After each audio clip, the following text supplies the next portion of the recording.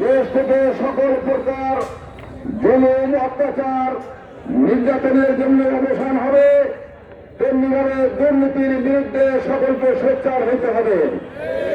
সর্বপ্রশাসনের সকল স্তর থেকে দুর্নীতির বিরুদ্ধে এখন আমাদেরকে সোচ্চার ভূমিকা পালন করতে হবে।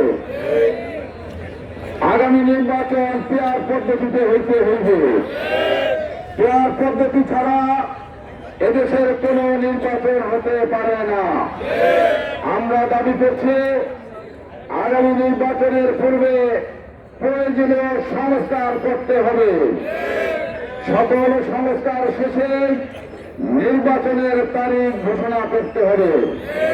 আজকে দেশের অভ্যন্তরে যারা চাঁদাবাজি সহ সরকারের ভাবমূর্তি ক্ষুণ্ণ করছে তাদেরকে বিচারের আওতায় আনতে হবে। আজকের এই জুলাই সনদ ঘোষণা হতে পারে, কিন্তু জুলাই সনদের বাস্তবায়নে দেশের মানুষ দেখতে চায়। আমরা জুলাই সনদের বাস্তবায়ন চাই। সম্মানিত ভাই সব, ইসলামী একটি মানবিক কল্যাণ রাষ্ট্র প্রতিষ্ঠা করতে চায়। মানবিক কল্যাণ রাষ্ট্র প্রতিষ্ঠা হলে এদেশের জনগণ শান্তিতে থাকবে। হিন্দু, বৌদ্ধ, খ্রিস্টান সকল ধর্মের মানুষ, সকল পেশার মানুষ শান্তিতে থাকবে। তাই জামায়াত ইসলামের মনোনীত মাদারীপুর জেলায় 3 জন এমপি প্রার্থী আছে। এই 3 জনকে বিজয়ী করে আগামী সংসদে পাঠাতে হবে। আজকের এই গণমিছিল করবে সমাবেশে আপনার মধ্যে দুর্যোগপূর্ণ আবহাওয়ার মধ্যে এসেছে জেলা শাখার পক্ষ থেকে আপনাদেরকে আন্তরিক ধন্যবাদ এবং মোবারকবাদ জানাচ্ছি, আন্তরিক শুভেচ্ছা জানাচ্ছি। সম্মানিত ভাই সব, আজকের মিছিলের কর্মসূচি এখনই শুরু হবে। মিছিলের নির্দেশনাগুলো শোনার জন্য সকলকে আবার অনুরোধ করছি। বাংলাদেশ জামায়াত ইসলামের সর্বপর্যায়ের আমির অর্থাৎ জেলা এবং উপজেলা আমিরগণ সামনে যাবেন। এরপরে দ্বিতীয় সারিতে জেলা কর্মসূচির সদস্যগণ থাকবেন।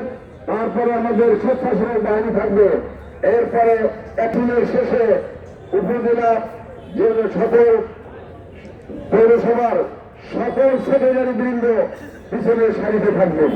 এইভাবে আমরা সুশৃঙ্খল একটি মিছিল জাতিকে উপহার দিতে চাই। মাঝখানে স্বেচ্ছাসেবক বৃন্দের যে নির্দেশনা দেওয়া আছে তারা তাদের স্থানে থাকবে, তাদেরকে সহযোগিতা করবেন। আর যে সমস্ত ভাইরা মোটর সাইকেল নিয়ে আছেন সকল মোটর সাইকেল ভাইদেরকে অনুরোধ করবো মোটর সাইকেলগুলো এখানেই থাকবে। মিছিলের সাথে কোনো মোটর সাইকেল যাবে না। মিছিলের সাথে কোনো মোটর সাইকেল নেবেন না।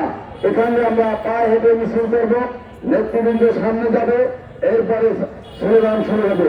স্লোগান যারা দিবেন নির্ধারিত ভাইরা স্লোগান দেওয়া শুরু করবে।